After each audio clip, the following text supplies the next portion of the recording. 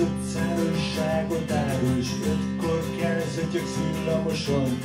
Éjjel tanul, s fáj a szemed, s a fáradtságtól a könnyed kicsordul. Percet nekem az életedből, te, aki nappal dolgodat végzed, gépet vezeted, s hajtod magad, embert gyógyítasz, gyermeket tanítsz, s este fáradtan várod az álmodat. Adj egy percet az életedből, vártam rá, hogy elmondjam, hogy elénekeljem, hogy tudd, hogy érezd, hogy elhidd nekem, hogy neked szól a gitár, neked zörög a dob, neked gyúlnak a fények, és csak neked írom a dalt, neked énekelek, neked írom a dalt, neked énekelek.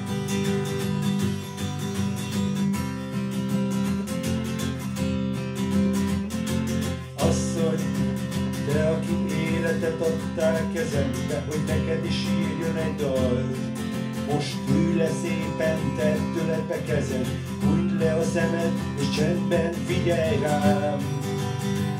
Egy percet kérek az életedből, vártam rá, hogy elmondjam, hogy elénekeljem, hogy tudd, hogy érezd, hogy elhidd nekem, hogy neked szól a gitár, neked zörög a dob, neked gyúlnak a fények, és csak neked írom a dalt, neked énekelek, neked írom a dalt, neked énekelek.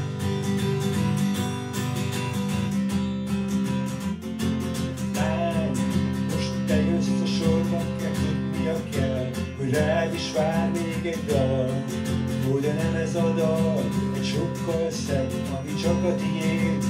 Ó, most figyelj rám, percet nekem az életedből, vártam rá, hogy elmondjam, hogy elénekeljem, hogy tudd, hogy érezd, hogy elhidd nekem, hogy neked szól a gitár, neked zörög a dob, neked gyúlnak a fények, és csak neked írom a dalt, neked énekelek, neked írom a dalt, neked énekelek.